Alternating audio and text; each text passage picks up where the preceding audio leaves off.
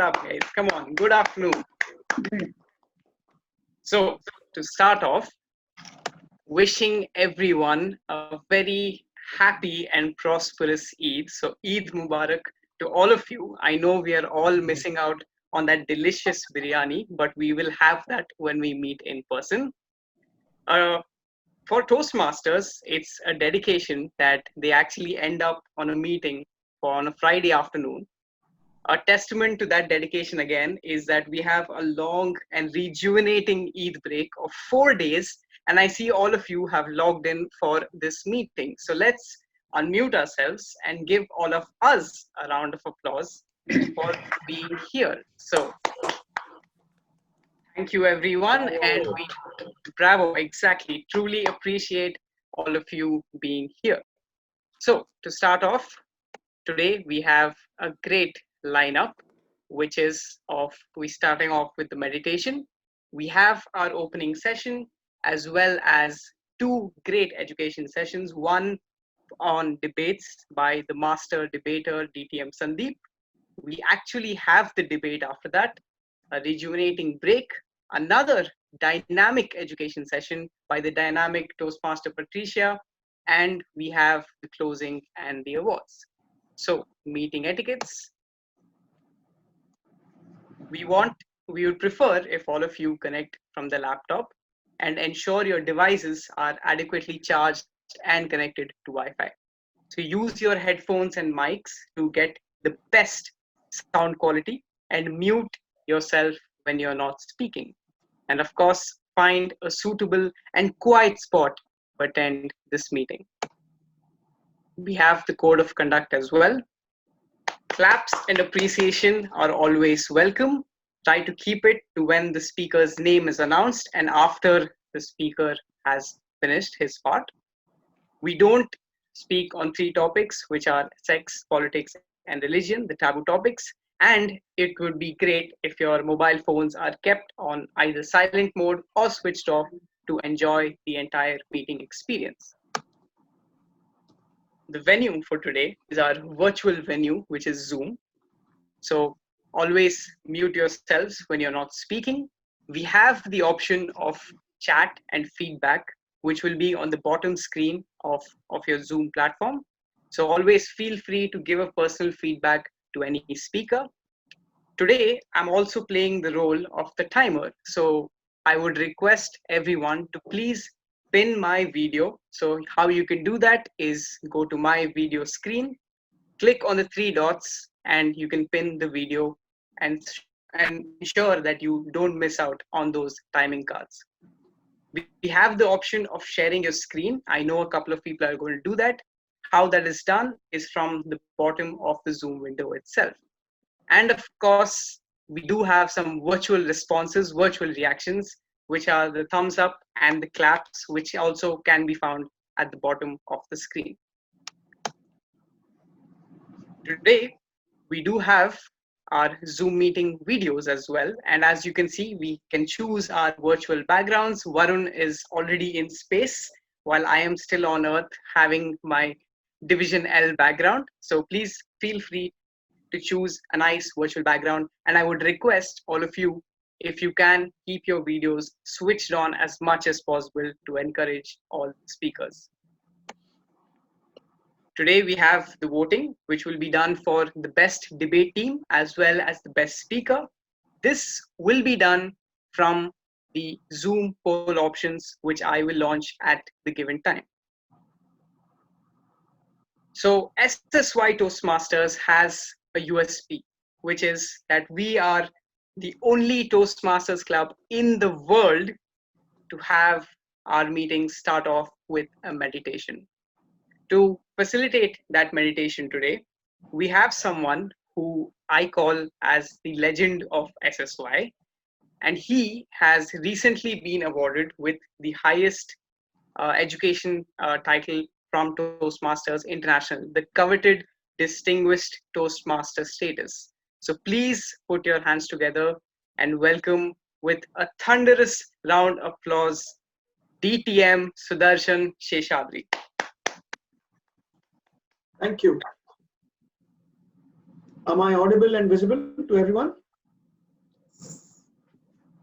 As others mentioned, SSY Toastmasters is the only club across the world of Toastmasters which starts its meeting with a journey that goes inwards. This journey, we believe, is essential because to control the outside world, first we need to control our inside environment. And to do that, we do a short meditation stint. Meditation may bring up too many thoughts in your mind, but the whole idea of this particular session is to help you detox that one part of your body which we just don't detox, which is your mind. So at my cue, I would request all of you to sit back comfortably in your chairs with your right ankle crossed over your left ankle. Place your palms face down on your thighs. Take a deep breath. Put your chin gently on your chest. Close your eyes and stay in that position till I call out and you can relax. At this point in time, all I would request you to do is to just observe the breath going in and coming out. Enjoy the breath, enjoy the life that the breath gives you, and just be with yourself. You may get thoughts, let them come, let them go. Become a spectator to your own thoughts. For the next 3 minutes, just be with yourselves.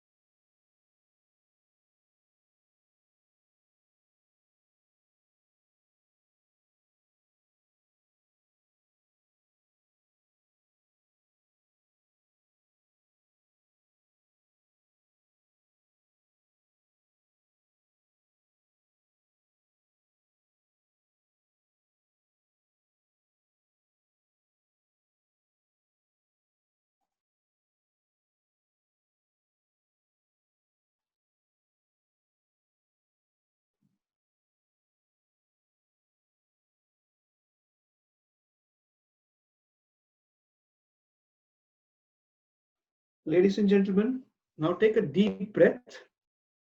Rub your palms to create a little heat. Touch your face, your arms, your body. Lift up your chin with a smile on your face. Open your eyes. We at SSY greet ourselves as Jai Gurudev. I can get into the details of this later.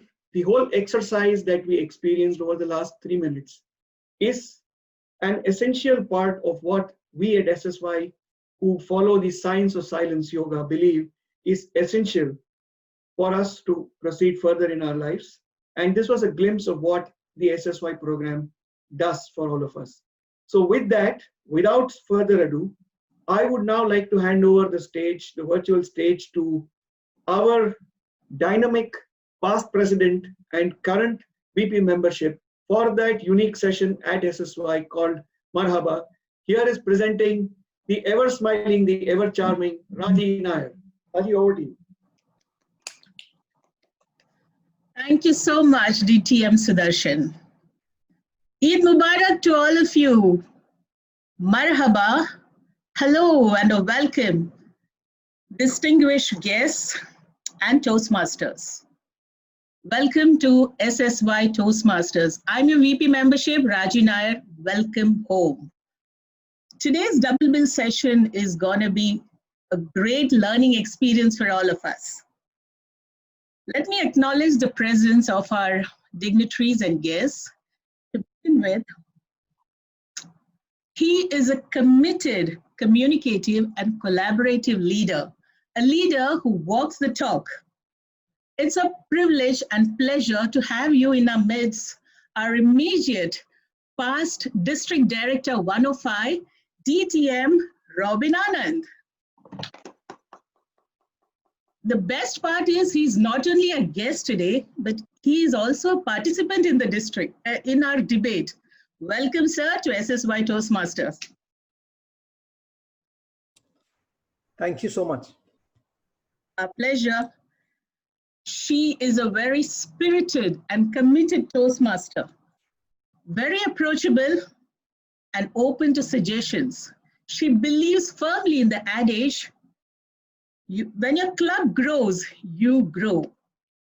Please put your hands together to welcome our Club Growth Director, District 105, DTM Rania Abul Rab. Thank you so much. Welcome to SSY, Rania. He is our immediate past Division L Director, a very composed and calm person and a very grounded man, I would say. And that's an important trait of a debater. No doubt he's called the master debater. Please put your hands together to welcome DTM Sandeep Vengsarkar. Good afternoon, everyone. Welcome, thank you, sir, to SSY Toastmasters. Thank you, TM Raji. Thank you. She looks like a ramp walk model with that killer looks of her persona. I think she can give a run for the money to our Noyanika Chatterjees and Aishwarya Rai's. She is a member of TGIS, a master in PR. She has won many accolades for her club, the PR award in 2018-2019 at the DTAC, the Best Club Award in UAE, an extremely passionate Toastmaster.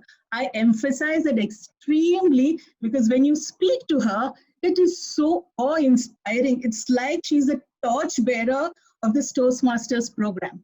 Welcome to SSY Toastmasters, Toastmaster Patricia Gaekwad.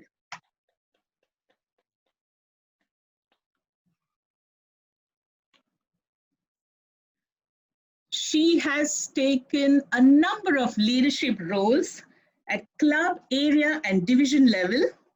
She is the immediate past president of both Toastmasters Club. Currently, she is the Club Growth Director for Area 37, a very classy and eloquent speaker.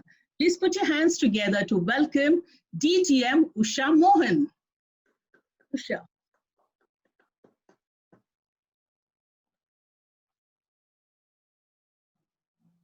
He is the president of Emirates Toastmasters Club. He told me he's a minimalist. I like that. He loves playing board games and video games. Please put your hands together for a moderator of today's debate session, Toastmaster Nikhil Stephen. I can see a couple of guests in 20 seconds. Can we have a quick introduction?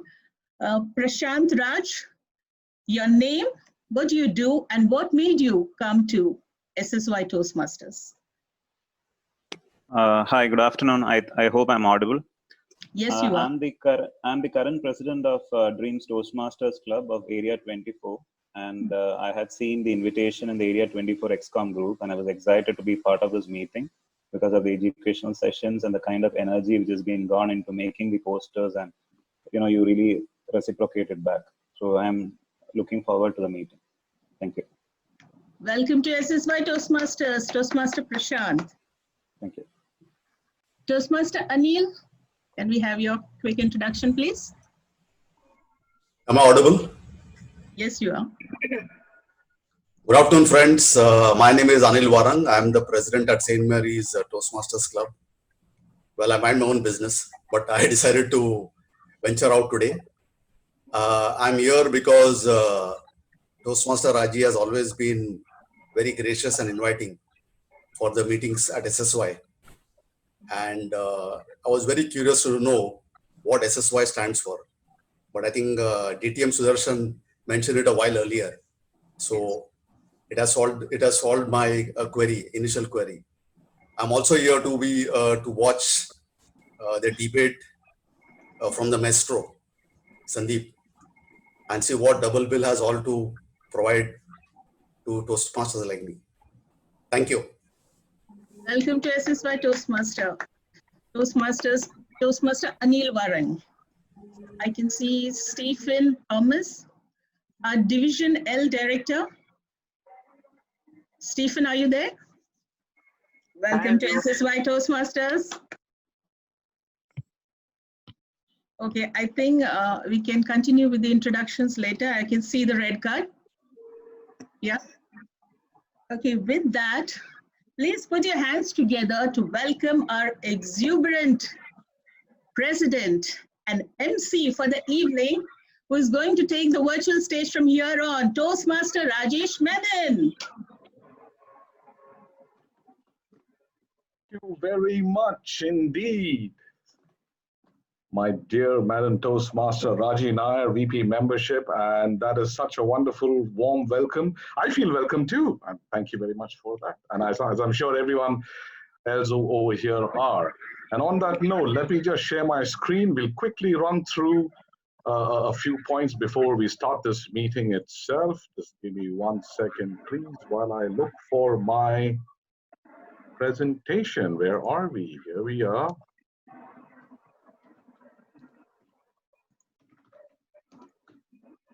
And you should all be able to see my screen now. A thumbs up, please, if we can. At least from a thumbs up. Can we all see? Very good. I think it looks good. All right. And on that note, once again, welcome to meeting number 153. Today, the 31st of July, is a long weekend. Of course, indeed, this is a special meeting that we did, an additional meeting for the month. It's slightly different from the usual format, but it's going to be just as exciting as ever. But before I go even further, once again, a very warm Eid Mubarak to each and every one of us, to those celebrating especially. It's wonderful to be here. Stay safe, stay blessed, and always stay cheerful. And on that note, by the power vested in me, by the power vested in sheep, no, by the power vested in me, I declare meeting number 153 open. One cardinal rule during this meeting, please applaud enthusiastically, and I shall lead the way, and all you have to do is follow my cue. Please applaud. Before we continue the meeting, very quickly, let me share with each one of us, for guests as well as the members and the seasoned members, a quick refresher on what we stand for. The club mission at Toastmasters, as it is with every club in the Toastmasters universe, is to provide a supportive and a positive learning experience in which members are empowered to develop communication and leadership skills, which results, of course, in greater self-confidence and personal growth. And as it should be, because this club mission derives from Toastmasters' international mission, which is that we empower individuals to become effective communicators and leaders. And all of this based on 4 tenets or credos that we abide by with every breath we take in this universe: integrity, respect, service, and excellence. And for the fans of jumble words or word jumbles, that acronym does, of course, read as RISE. And RISE we did, Toastmasters did, because this organization, founded almost 100 years ago by late Dr. Ralph C. Smedley, is now present in about 142 countries all across the world. We are about more than 16,400 clubs and more than 352,000 Toastmaster members across the planet. It says something, doesn't it? And in this vast universe, in a nice, warm, bright corner on a Friday is where we all find ourselves, over here in SSY Toastmasters Club. Once again, we are SSY and we are part of Area 24 of Division L in District 105 of Region 11. And that's the regional hierarchy that we follow in Toastmasters and of which we are a part of. And once again, a warm welcome to all of you to this lovely little club that we have here and for today's meeting. But I must tell you that you have found yourself on the spot in target to the right club. And why do we say so? Because we are SSY. We're almost 10 years old. We chartered in 2011, 9 years old this year. We are a 100% Pathways compliant club, which means every member in our club is now on Pathways. We are 21 as of the moment, vibrant, active and energized leaders, speakers, and mentors. And without a doubt, what happens in such a situation is we also produce champions. And as always, we'd like to acknowledge our champions for today's meeting. And they are, please join me again, as usual, with resounding applause. Our latest distinguished Toastmaster, congratulations, DTM Raj Loganathan. Who do we have here? James Bond himself, and in that tuxedo, level 3 completed by our Sergeant at Arms for the day, our area director and our member, Adarsh Medgal. Resounding round of applause. And quickly, and oh, I find myself in here too, because I finished my level 2. Good God, how good is that? Congratulations to me. Louder. Thank you. Very good. And we are led by this wonderful team of 7 souls and 8 positions. We are the XCOM for SSY Toastmasters Club, and we take it upon us to make this journey as exciting and as friendly and as fulfilling it can be for each one of our members. So please join us. And on that note, we move forward towards today's meeting. Double bill. And I also take on the role of the MC today for today's double bill. So like I said, today's meeting is a special meeting. So what we have today is we wanted to have something that's a lot more intensive, immersive, and engaging for each one of us. So we have 2 sessions over here today, led by 2 stalwarts in the Toastmasters universe and in the district. And we'll wait for what we're going to do. So we have the debate and we have the dynamic club. Now, I'm not going to own the stage over here because I'd quickly like to step back and watch the exciting events coming on board. And on that note, let me then call in our first speaker. Now, our next speaker shares his name with one of the finest, most elegant practitioners of the greatest game in the world, cricket. And I'm sure there's a connection there because our next speaker, he is an electrifying exponent of the toughest game in public speaking, the debate. a seasoned Toastmaster, a mentor, a past division director, L, and here to share with us his wisdom on how to learn to become Lords of the Lectern. Ladies and gentlemen, please welcome DTM Sandeep Vengsarkar.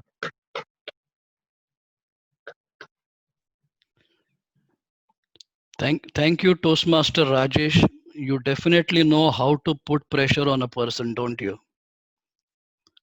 With that kind of introduction, the only thing that can happen is you start going down. But let's see how we can resolve that during the course of the next 30 minutes. Well, thanks a lot for this opportunity to come and present an education session on debates. The way I thought we'll go about doing this is, since DTM Sudarshan has already done the basics of the debate in terms of the structure and the timing in an earlier session, I'm not going to cover that, but more concentrate on some of the key tips and tricks for each one of the speakers that take part as a part of this debate sessions. Uh, I think I have about 30 minutes, so I'll leave the last 5 to 6 minutes for questions. But if you have any question, do drop it, or I'll pick this up at the end. Or if I see that I can answer them, I will also answer them during the course of the first few minutes. So let's start with the opening speaker. Now, the opening speaker is like the trendsetter. He is the person, he or she is the person who's going to set the stage for your topic and your position in the debate. Now, the opening speech, which is a 3-minute speech, is virtually like a 3-minute prepared speech that we have always been told to address as a part of the Toastmasters journey. The first thing that we learn, needs to have an opening, a body, and a conclusion. The way I look at it is, in those 3 minutes, you can realistically cover a maximum of 4 points. So when you're preparing for the debate, don't try to go overboard and try to do more than the 4 points. And the why 4 points, I'll come to that in the next few minutes. The other important part is to remember is that typically these 4 points, and we have this habit as Toastmasters to leave the best for last.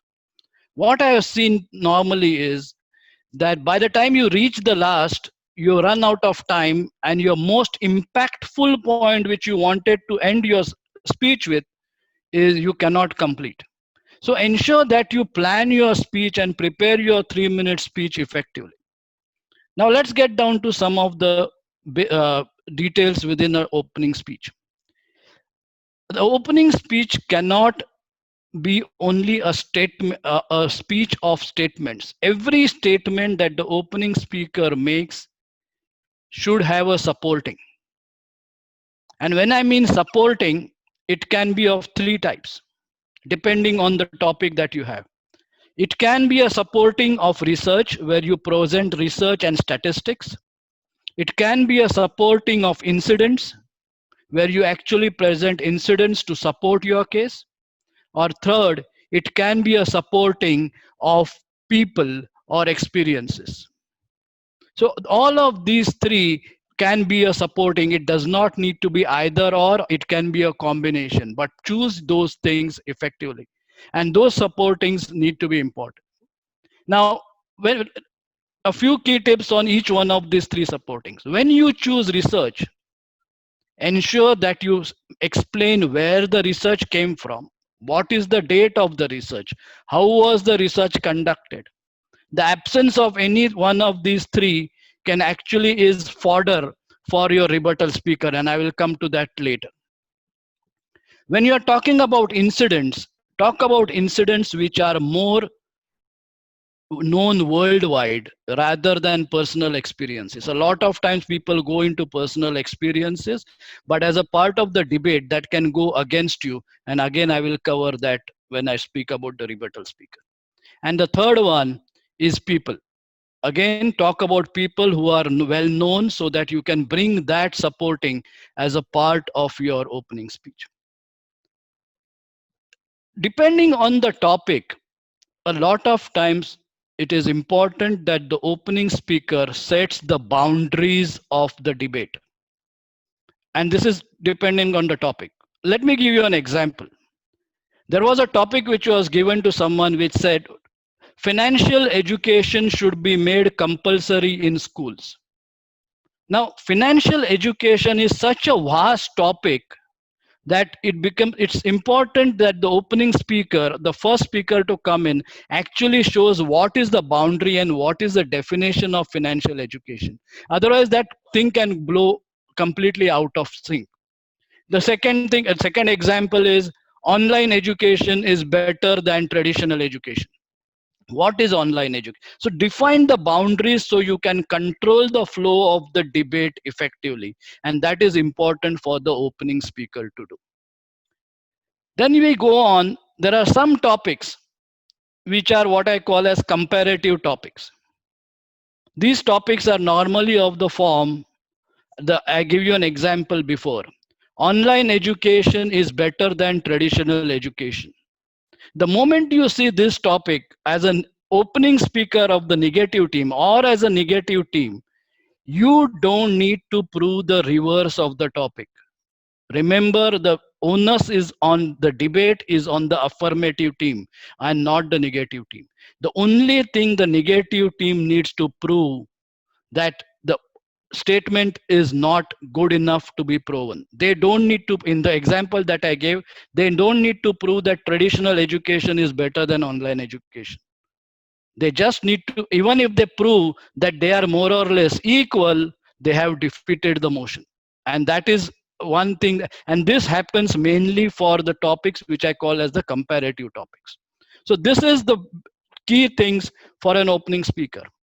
Ensure you have supportings, ensure that your supportings are valid, recent, and ensure that they are more known and famous people rather than individual personal experiences. So that's from an opening speaker's perspective. Now let's go on to the rebuttal speaker. Now the rebuttal speaker is the place where typically people end up looking for drama. And that can be possible. And there are various ways of doing this drama. I'll give you some examples later on. But the most important thing in a rebuttal speaker is you are not expected or you're not supposed to add any new points of your own. So that basically means even if you have a piece of research that you are ready to show or an incident which you are ready to show, you are not able to do it. So how do you start? How do you start as a rebuttal speaker? And the way I always do this is, the moment you get a topic, put yourselves in the shoes of the opening speaker of the opposing team and create your 3-minute speech.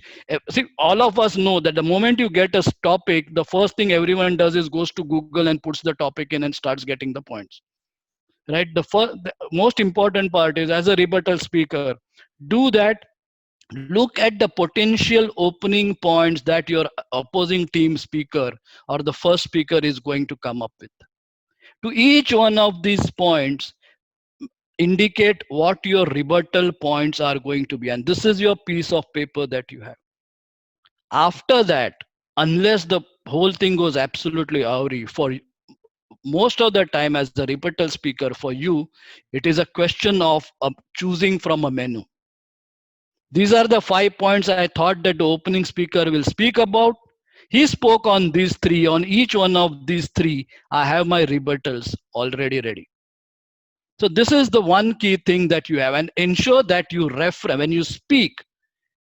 Ensure that you reference the points made by the opening speaker of the opposition. Otherwise, it will look as if you are adding your own points.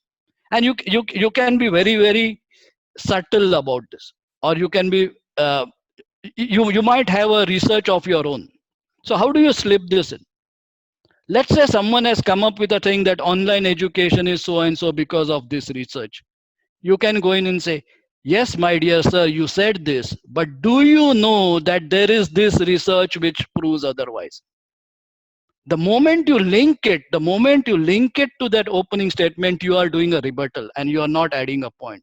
If you had just said there is a research which is doing this and this, it will be taken as including a point of your own. Now, when you are doing a rebuttal speaker and when you are listening to the opening speaker of the opposing team, look for a few things. Look for the research. If the research is not very well explained in terms of the following 3 points, who did the research? Number one, if the opening speaker just says research has shown that, the opening speaker of the opposition has told us about some research. Most probably that is a research he did while coming to this meeting. So you're basically pulling down every single point that the opposing team has created. Someone comes up with a research which is 2007. Sir, 2007 was old.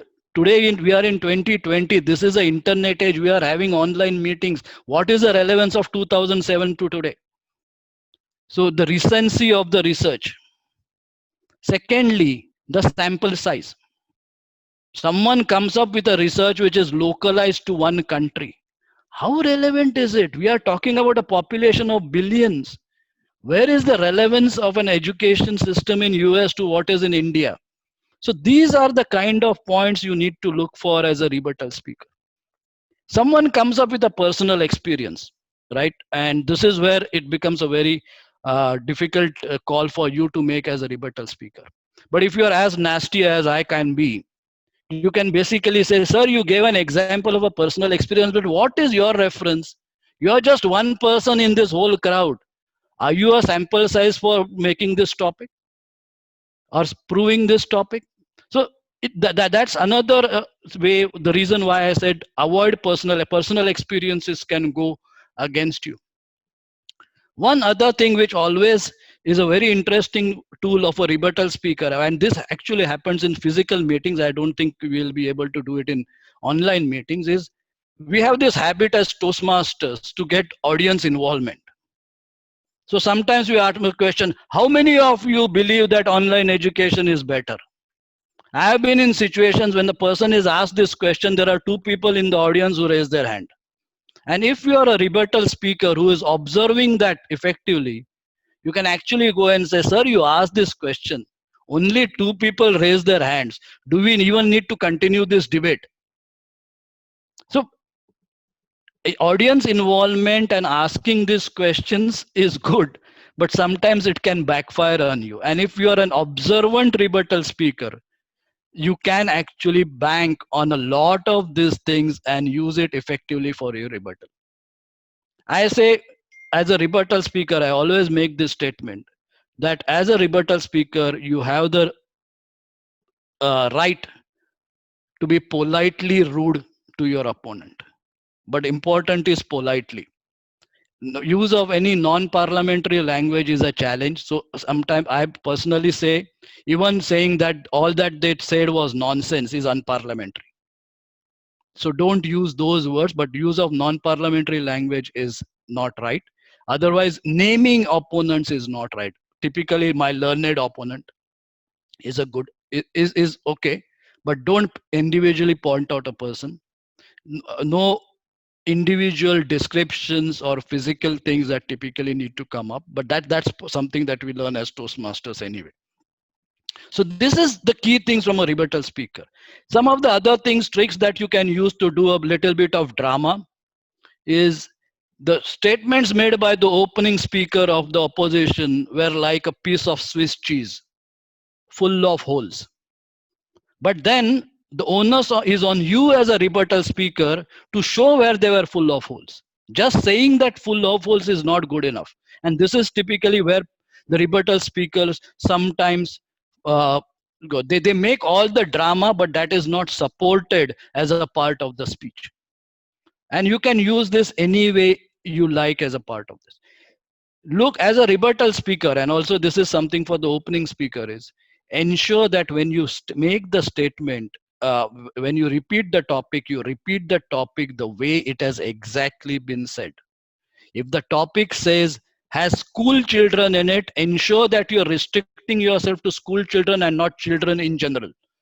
These are some of the things that can help you effectively rebutting as also creating your opening statements.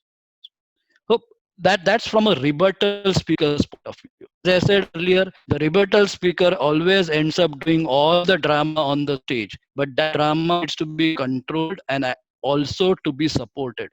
Every single thing that you say needs to be supported with a reference to what an opening speaker has said. So this is the second part. This is the second speaker, which is the rebuttal speaker.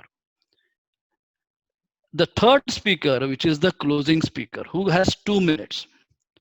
And a lot of times people feel that this is a role which is just there for the summarizing. It is not. A closing speaker can actually make a lot of difference to the way people perceive the debate at the end, because the closing speaker is the last speaker for your team. So ensure that as a closing speaker, you take on that mandate effectively. So what does a closing speaker do? The closing speaker is expected to summarize. Okay, before I go to the closing speaker, one hint or one mention to the rebuttal speakers of the affirmative team. Sometimes what I've seen is rebuttal speakers of the affirmative teams get into this habit of rebutting the rebuttal speaker of the negative team because they come afterwards. So ensure that you stay away from that. You are only expected to rebut the statements made by the opening speaker of the opposing team. So these are some things that you need to be careful when you are a part of those teams. Sorry, I'm just going now to the closing speaker. So as a closing speaker, you have 2 minutes. And the way I would recommend that you prepare for this is, even before you go on stage or you start speaking, 60% of your closing speech should be ready. Why am I saying that? Because your opening speaker speech is ready even before you go on stage. And you are only summarizing your opening speaker speech. So the first 60% of the closing speaker speech should be ready and written down, and there should be nothing that can change in that. That's one. The second one is a summary of your rebuttal speaker. A lot of times what I've seen is people do a summary of their opening speaker all over the place, but invariably end up not doing any summary of your rebuttal speakers. The reason is there is not enough time. But if you use the approach which I mentioned earlier, where the rebuttal speaker has already come up with his list of potential rebuttals, and just as the opening speaker is now sharing his speech with the closing speaker, the rebuttal speaker also shares that this will potentially be my rebuttal points. The only thing then the closing speaker needs to do is do exactly what the rebuttal speaker is doing. The rebuttal speaker had 5 potential points. He rebutted 3. This is what it is. As a closing speaker, my closing speech is done. 60% is your opening speaker summary, around 20 to 25% is your rebuttal speaker summary, and the balance 20% or 15-20% is all the frills around it. As a closing speaker, one recommendation which I always give is, when you end your speech as a closing speaker, ensure that you ask the house to accept or reject the motion that you have spent 15 to 20 minutes there on the stage for. So basically, the standard statements we have been using in the past is, for the given all of these points that my opening speaker have raised and what the rebuttal speaker has done, I would like this house to reject the motion that online education is better than traditional education. Remember, for a negative speaker, it is rejecting the motion and not accepting the reverse of the motion. It has to be reject the motion and not accept the reverse of the motion. So that is one thing. And the same way for the opening speaker. The other thing is, how do I summarize my rebuttal speaker? This is something which has always come. How do I summarize my rebuttal speaker?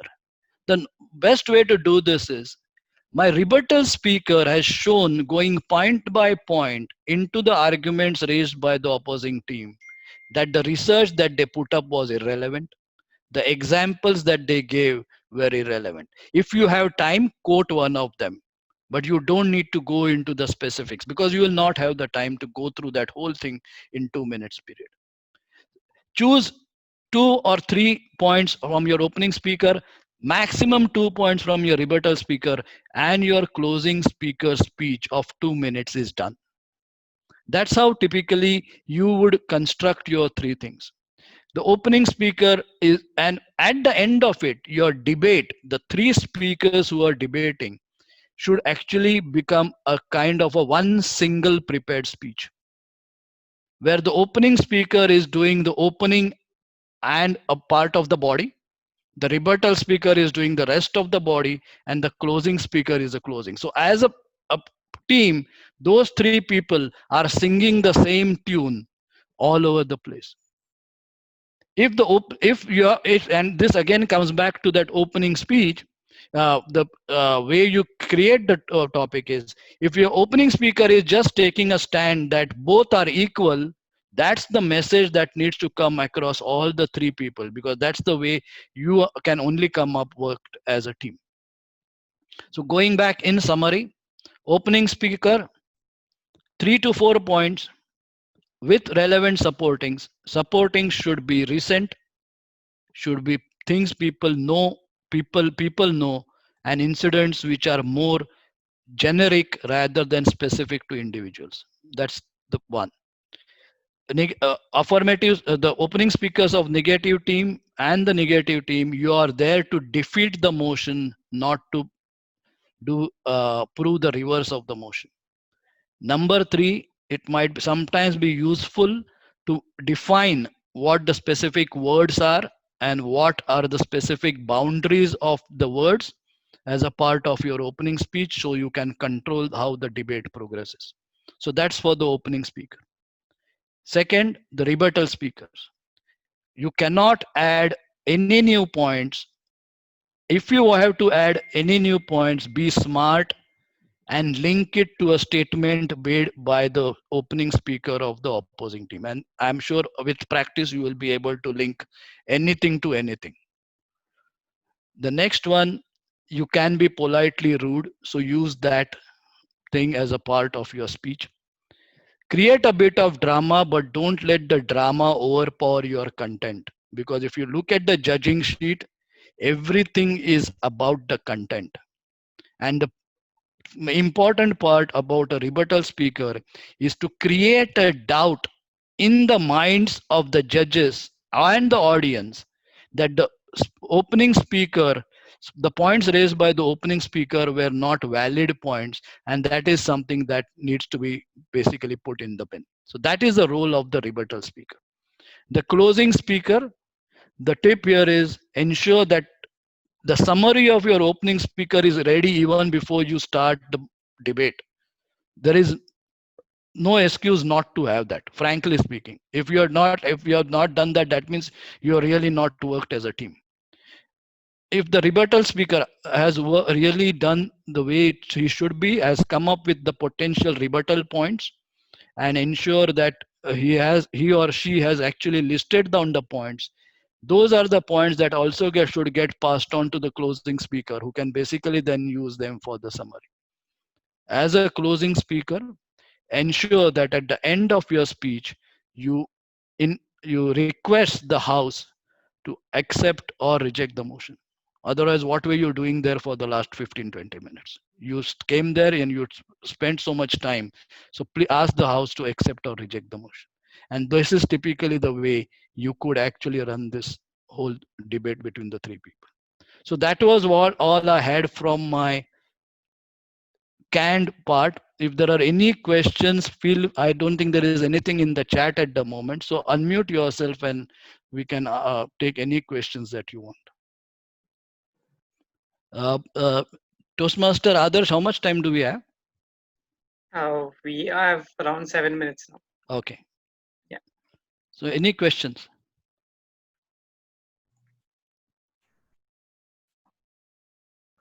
floor Hi, open for questions. Yes, DTM go ahead. Sandeep. Yeah. I have a question. So Yeah. you mentioned the negative opening speaker will start with framing the speech and the rest of the speech that the whole team will be conveying. So the point will be to prove against the motion or to prove the statement that was the topic of the debate. So if we go ahead and prove the reverse, would that be wrong? No, that's not wrong. That's not wrong. I am saying, see, the moment you get into trying to prove the reverse, you take a lot of onus upon yourself. See, there are two reasons why I'm saying that. The moment one is a behavioral reason, the second is a strategy. A lot of times the other team is expecting you to do exactly that. So if someone says online education is better than traditional education, the opposing team is expecting you to come in and say traditional education is better. But if you actually go in and say it's not, there is no question of better or worse. Both are more or less equal. They have their same, they have the purpose which is different. You have actually taken away their points which they are going to put against traditional education. Yeah. Thank you. There's nothing wrong in doing that, but the moment you try to do it the other way, you take a lot of effort upon yourself. That's what I'm trying to say. Hello. Okay. Can I raise a question? Yeah, please. Yeah, sometimes one might get a very difficult topic. For example, women are weaker than men. And Okay. As the opposition team, you're supposed to rebut. Yeah. There's a possibility that there would be a mix of male and female judges that would be present. So any tips like how to? Okay. First is find the person who gave you the topic. But if you can't do anything about it, again, I think it's not, as long as you don't get personal, right? I don't think it's a challenge. The whole thing is to be civil about it, to be polite about it. You're not making any comments on women. You're making comments on the points raised by the opening speaker, right? As a rebuttal speaker. So if the point raised by the opening speaker is the women are better because X, Y, and Z, the only thing you are saying is, you made this statement, but do you know that this is the opposite? That's all you are saying, right? So if someone needs to be kicked, it has to be the opening speaker, not you as a rebuttal speaker.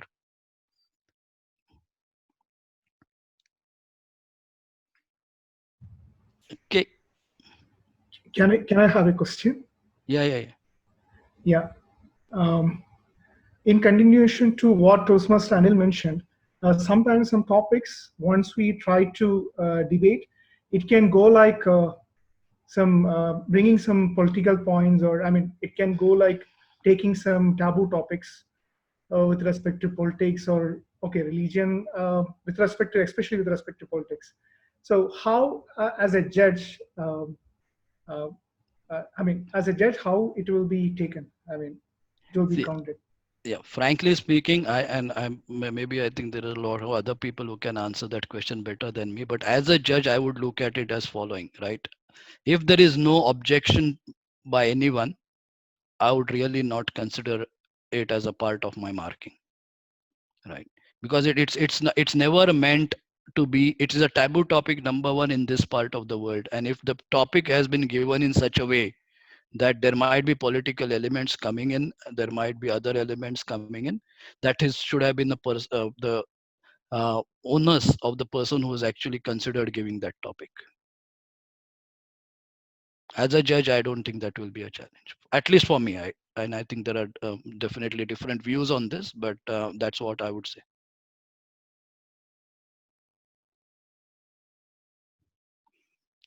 Okay, good. So if there are no more questions, I would like to thank you all once again, and all the best for the next debate. And I think the debate topic is film stars versus sports stars, right? Coming Role up, models for DTM teenagers. Sandeep. Yep. Yeah. Okay. Thank you very much. All the best to the two teams, and I will see you again in a few minutes. Thank you.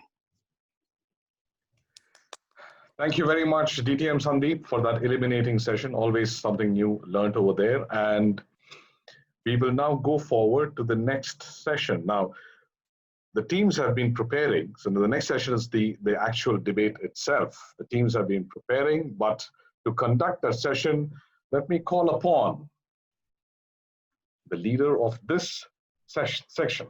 He is an IT guy, self-confessed. He's a minimalist, self-confessed.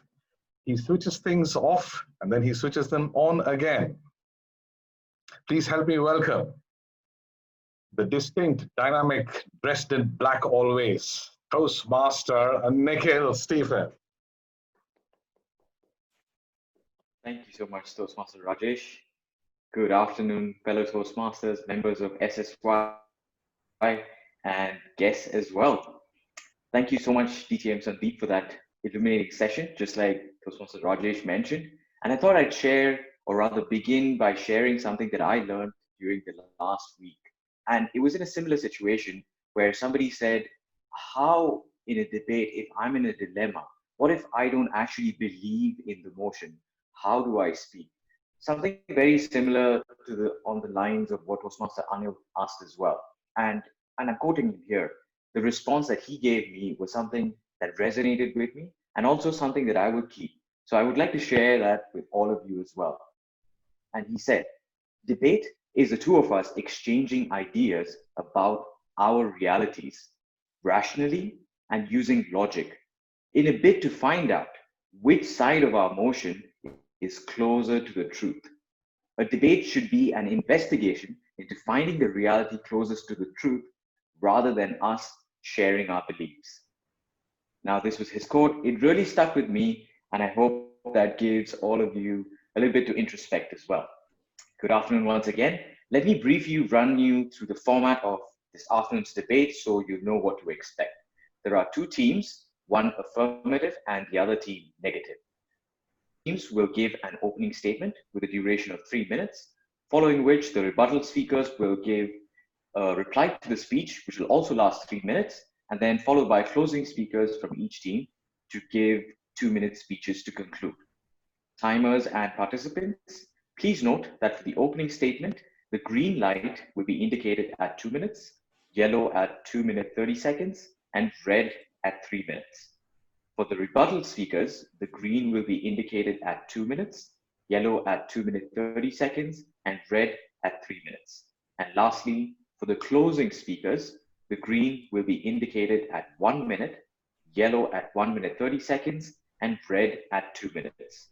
Participants, also please note that you will be muted 10 seconds post the red light. All right, with that out of the way, let me present to you our debate speakers for today.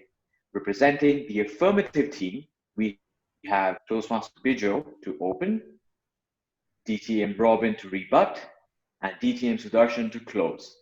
And representing the negative team, we have Toastmaster Swapna to open, Toastmaster Varun to rebut, and Toastmaster Ria to close. So round of applause for all of our brave speakers today. The topic for our debate today is film stars are better role models for teenagers than sports stars. Film stars are better role models for teenagers than sports stars. So before we begin the debate, let's do a quick check. Timer, are we ready? Thumbs up from Adarsh. Also our SAA, good luck. Participants, if you could give me a quick thumbs up as well. All right, I can see thumbs up all around. Excellent. All right, let's begin the debate.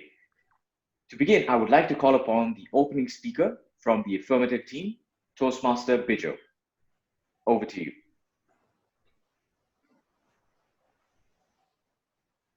Once upon a time, there was a young man, a coolie, a bus conductor. Today, he is known across the world, America to Japan, a Padma Award winner, a legend who's none other than Rajinikanth. His life story is all about hard work, grit and resilience, which we all look up to as role model. Respected judges, Ladies and gentlemen, good afternoon. Good afternoon. The definition of a role model is a person who's worthy of emulation. Role models are similar to us in many aspects, yet they're different in their approach. Hence, I and my team believe film stars, by virtue of their reach, charisma, and achievements, are better role models for teenagers than sports stars. Film stars are people like us with normal skills. Film stars demonstrate that even a common man can be absolutely uncommon with no great skills, no great looks, no pedigree, yet can have an impact on masses. Whereas sports stars, they have unique skills, strengths, and attributes which an average person can never aspire to. With great power comes great responsibility, my son, an eternal quote from Spider-Man. Film stars are powerful storytellers. Film stars who, through their characters, embody the message of the movie: victory of good over evil, eye-openers to our social problems. Movies such as Tare Zameen Par, Godfather, Philadelphia have left an indelible message and have a strong influence in developing the personality and opinion among teenagers. Film stars are universal. Movies and the roles played by the film stars are relatable across all generations, all sections of the society, all genders. Unfortunately, sports stars have peak performance of 3 to 8 years only and tend not to stick in memory for long. Sports stars are not relatable for all genders, especially there are a handful of female role models for young girls from the developing countries. Hence, for above stated reasons, I ask the House to stand for the motion: film stars are better role models for teenagers than sports stars. Thank you.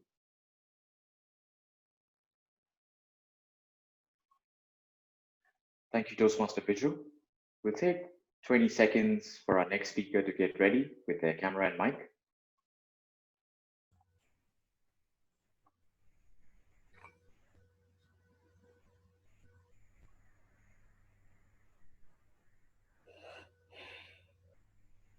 Quickly, our next speaker, are you able to see the timer, pin the timer? Toastmaster Swapna, if you can hear me. I can see Rajesh. Excellent. I'd like to now invite you, the opening speaker from the negative team, Toastmaster Swapna. Over to you.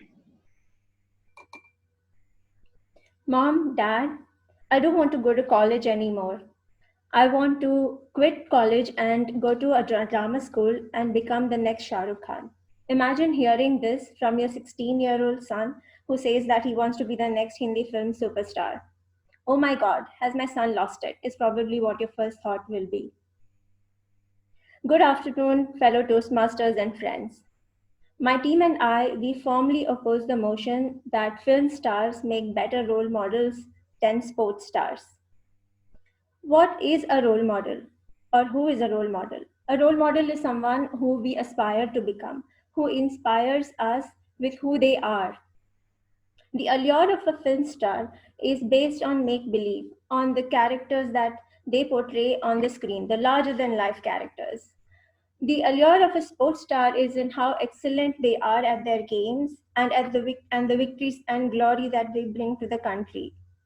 When teenagers emulate sports stars, here's how they gain.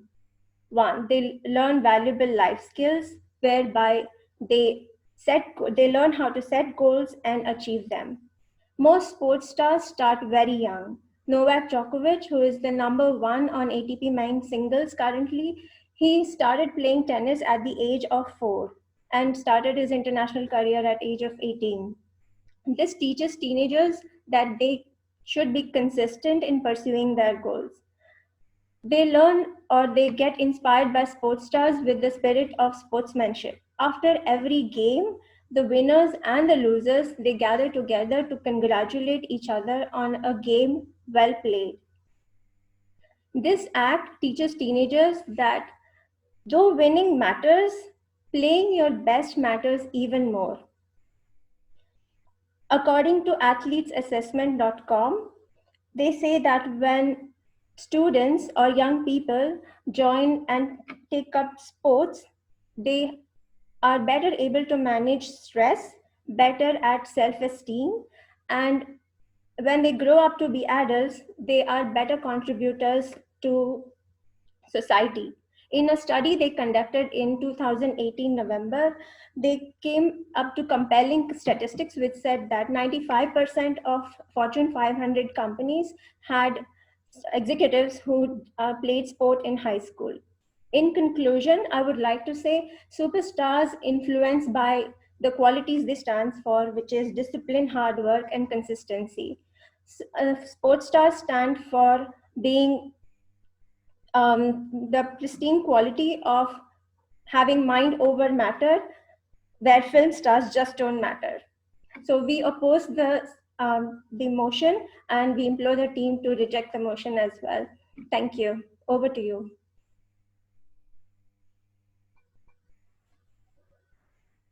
Thank you, Toastmaster Swapna. 20 seconds for our next speaker to get ready with their microphone and camera.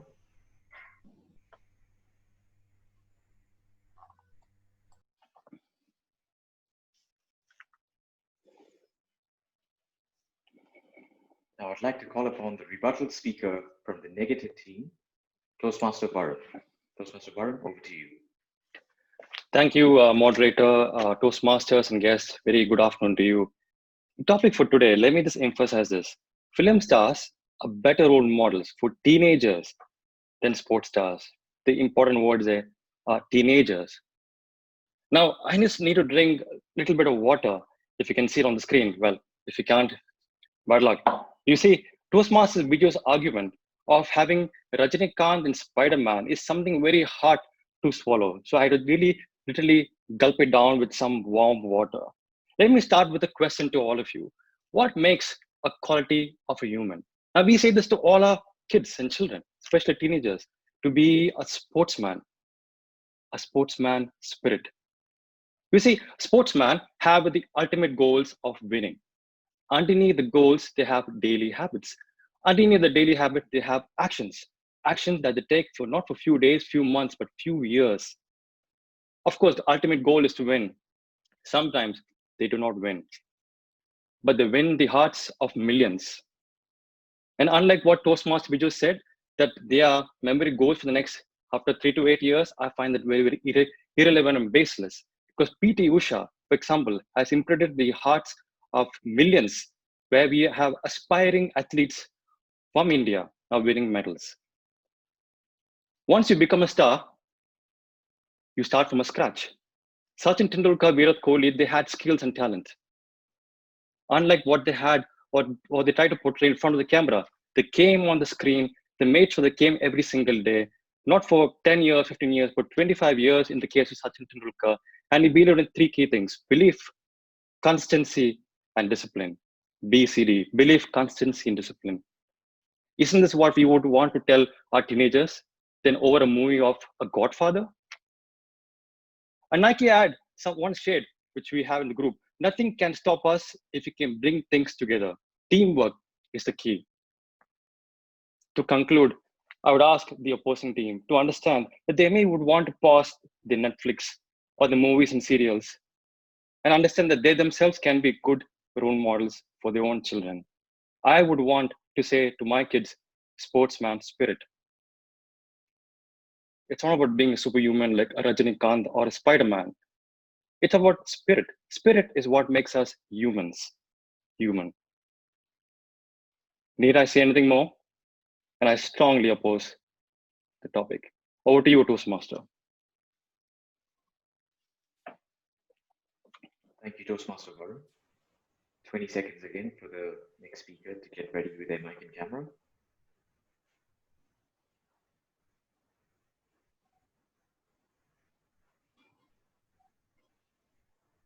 Next, I'd like to call upon the rebuttal speaker from the affirmative team, DTM Robin. Over to you. Good afternoon to all of you, and especially good afternoon to my worthy opponents. Now, they spoke about Shah Rukh Khan, and they spoke about how it's ridiculous to have somebody aspire to be a Shah Rukh Khan. To my friends, let me tell you, we are talking about teenagers here. You cannot tell them who you should aspire to be. They aspire themselves, and Shah Rukh Khan is somebody you would look up to any day as compared to any other sportsman. Let's be very clear. Now, they spoke about something called life skills.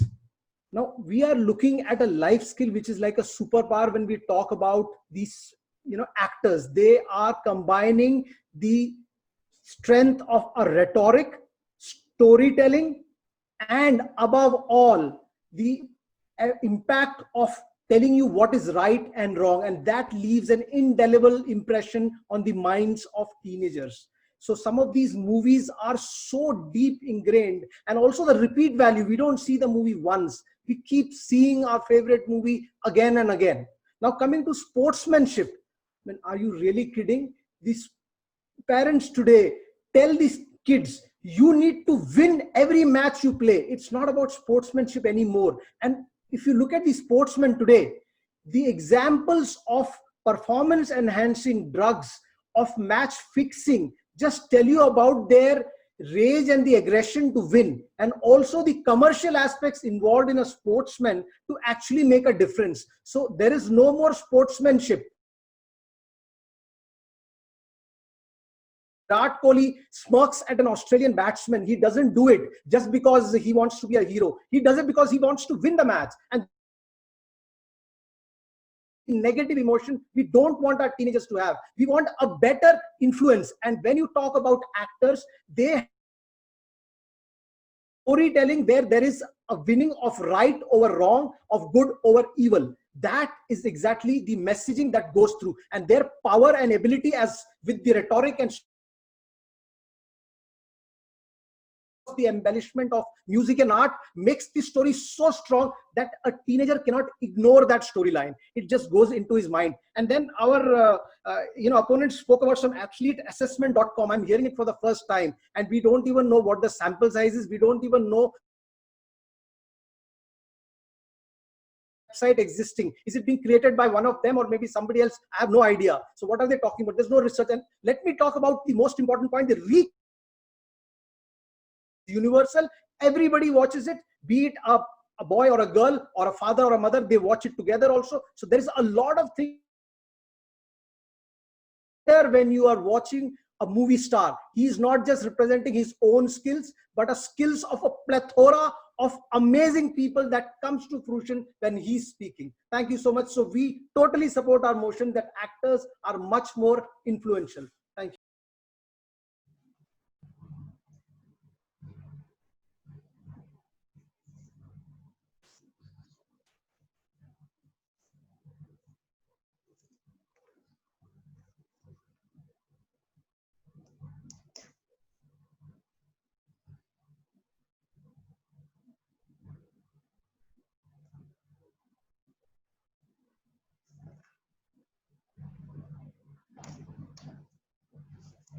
Toastmaster Nikhil, have we lost you? I don't see him in the participant list. He's probably dropped off. We'll give him a minute.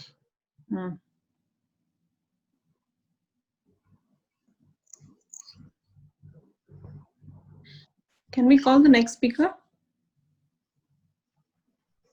Issues. He just posted in the WhatsApp group that he's having network issues. So okay, in the interest of time, we should proceed to the next speaker. Let's proceed to the next speaker. I'll just take it on quickly, and to present for the summary argument for the negative motion, may I call upon Toastmaster Ria.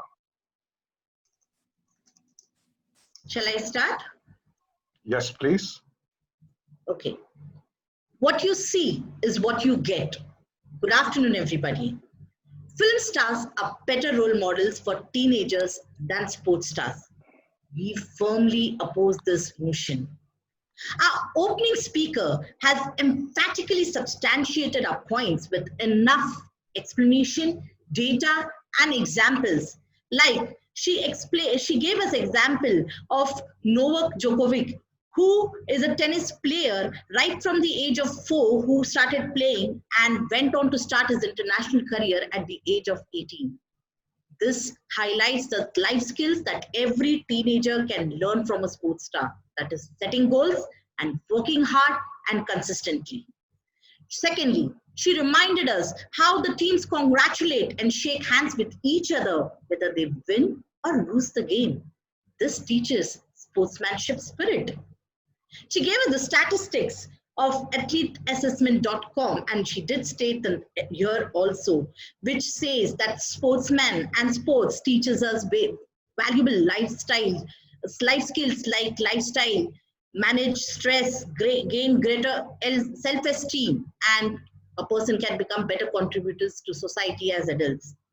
As a parent, I'm sure we will all want our teenagers to emulate such sports stars.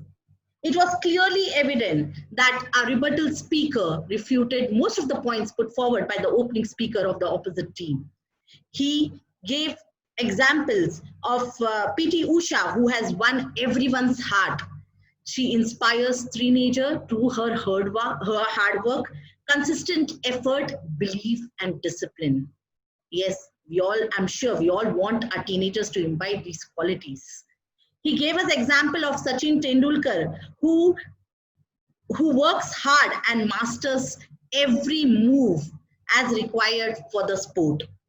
I'm sure we have given enough explanation and evidence to enlighten why we firmly stand against the motion. So I request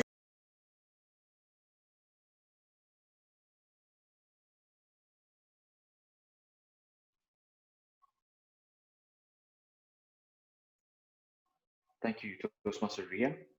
Apologies everyone for dropping out of the call. Slight network issues. Just to double check, Toastmaster Adarsh, can you hear me? Yes, we can. Yes, I can. Excellent. 10 more seconds for our last speaker to get ready with their microphone and camera.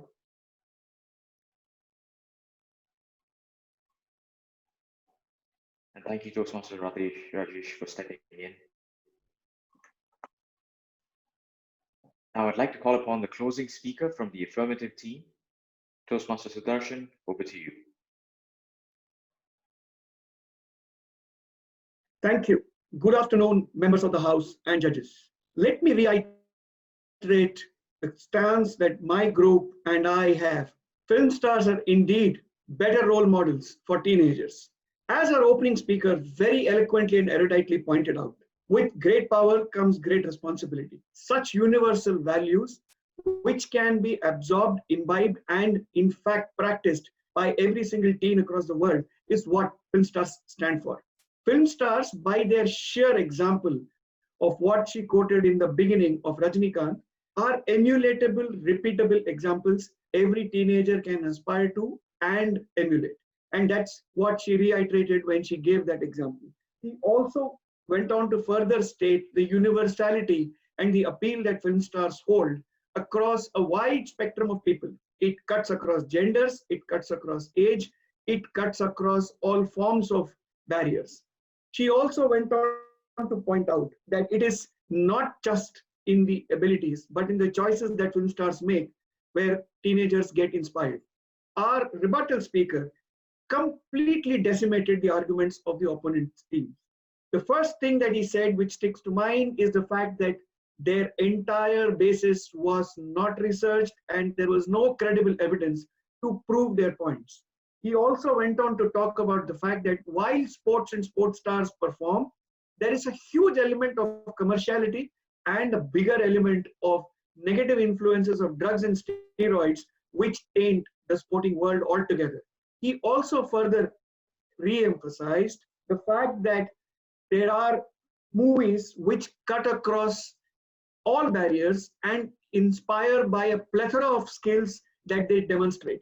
It is in fact a culmination of the efforts of many different people portrayed on screen for our benefits, which we strongly believe is going to inspire our teenagers. We once again implore the House, please stand for the motion that film stars are indeed far better role models than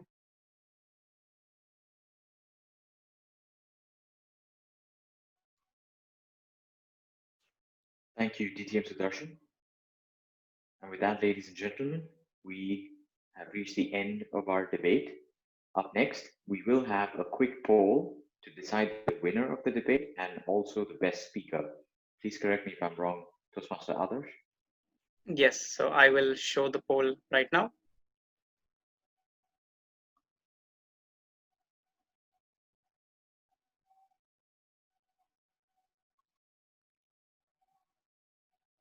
We can have around like 15 seconds for everyone to finish it.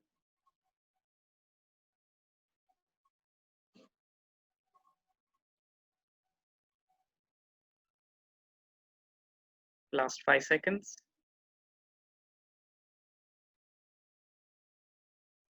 Okay, and I will end the poll now. Thank you.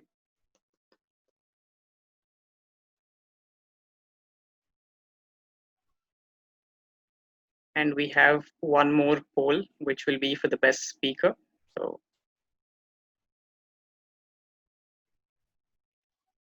let's have 20 seconds and everyone can cast in their votes.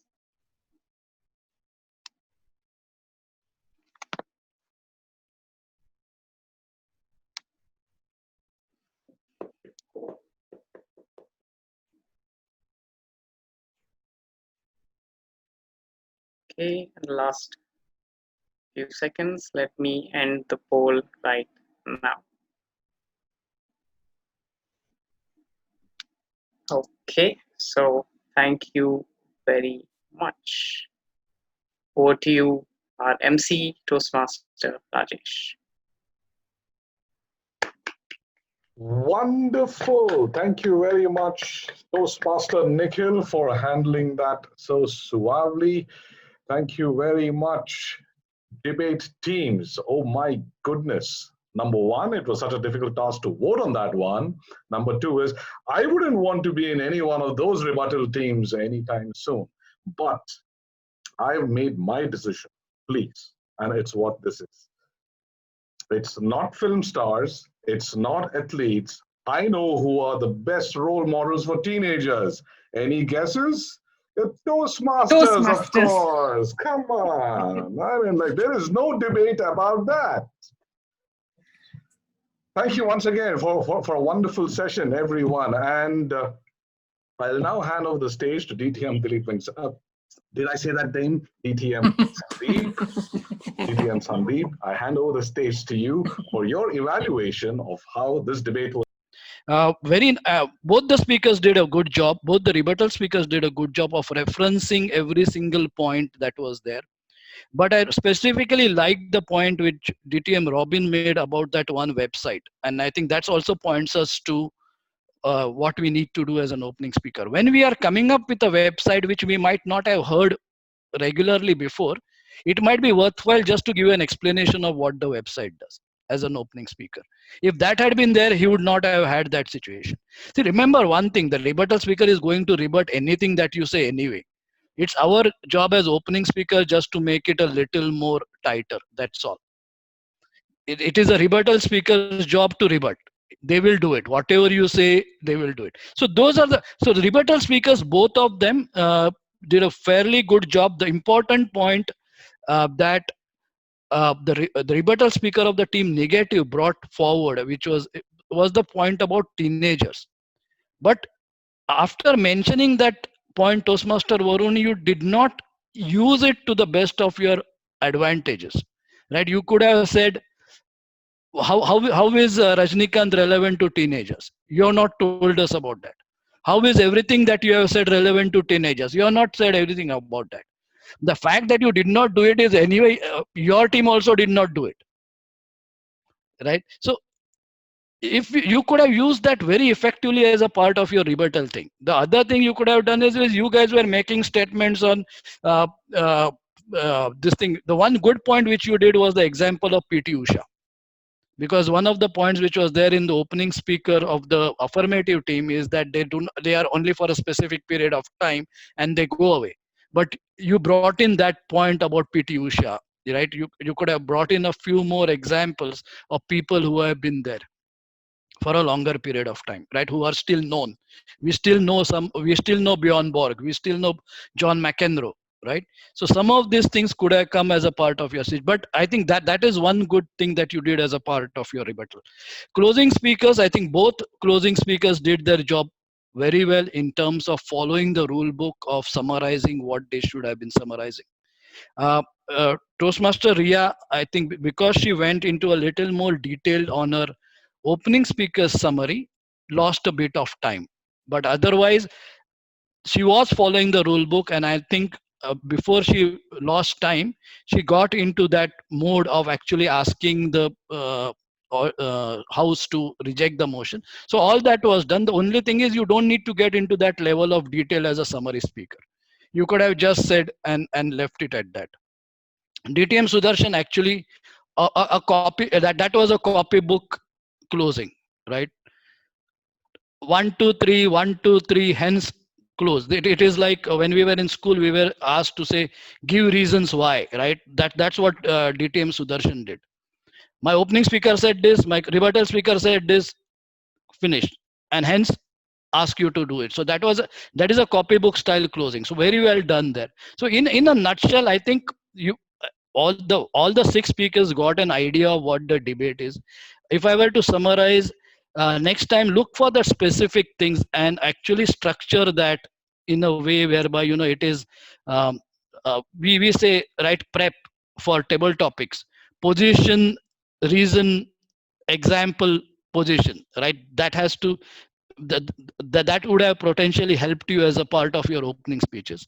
But otherwise, a nice debate. I love this. I think this would have been very interesting in a physical format, much more than a virtual format. All the best to you, and back to you, MC and TMOD. Thank you very much, DTM Sandeep. That wraps up the debate session, and I found that very exciting indeed. We had the education, we had the debate itself, and the evaluation. Agree? No debate on that one, see? Excellent. So that wraps up also the first part of today's meeting. We will now move on to a quick break. Timer, are we still well on time? I suppose about a couple of minutes over. Yeah, so we can have a 3-minute break, I would propose, and then we can.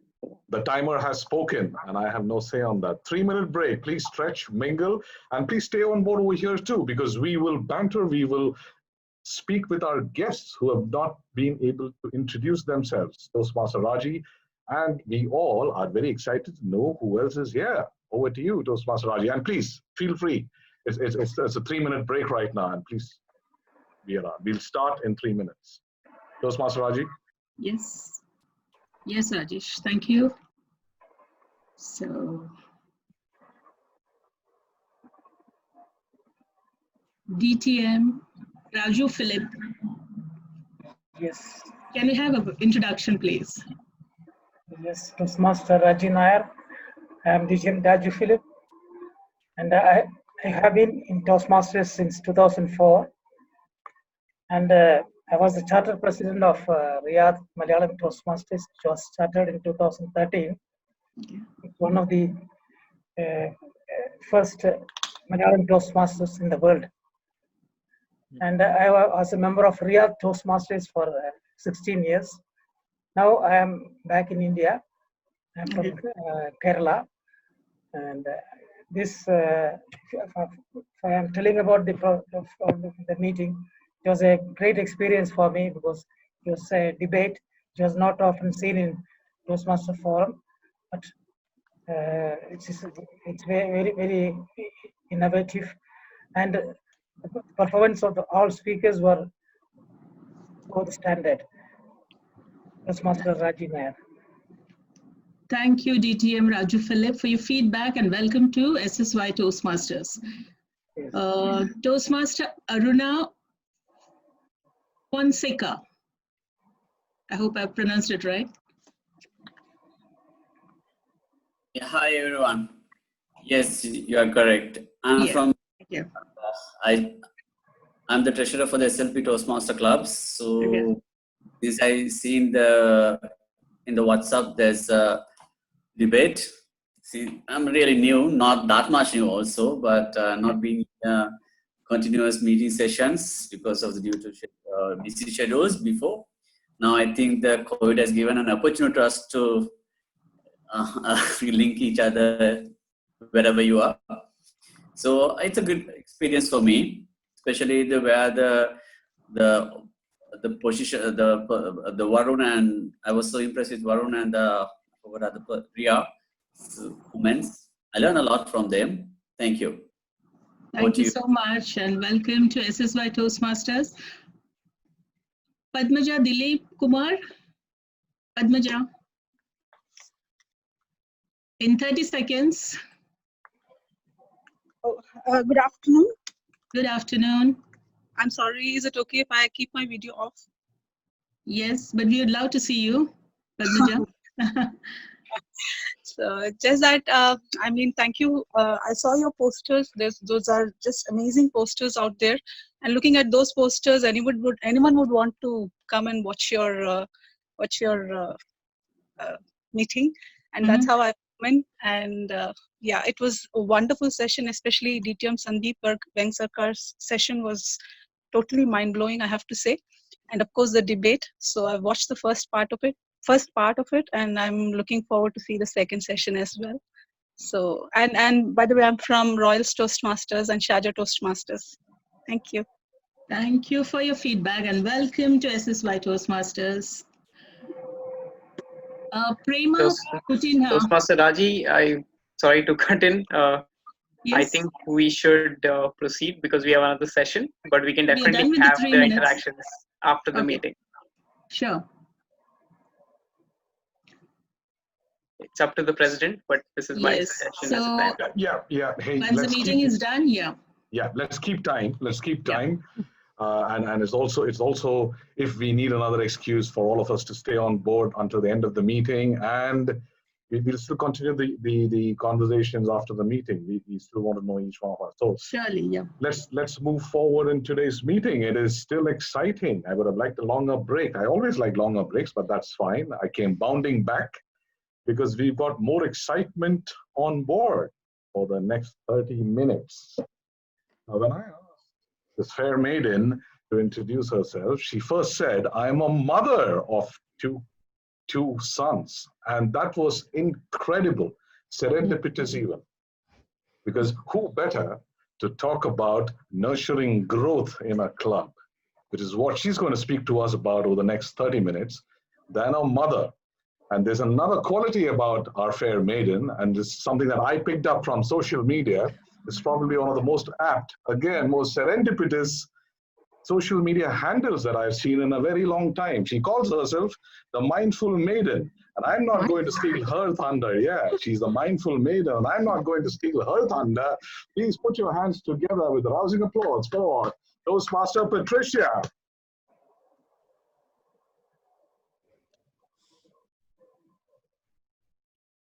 Hi, can you hear me?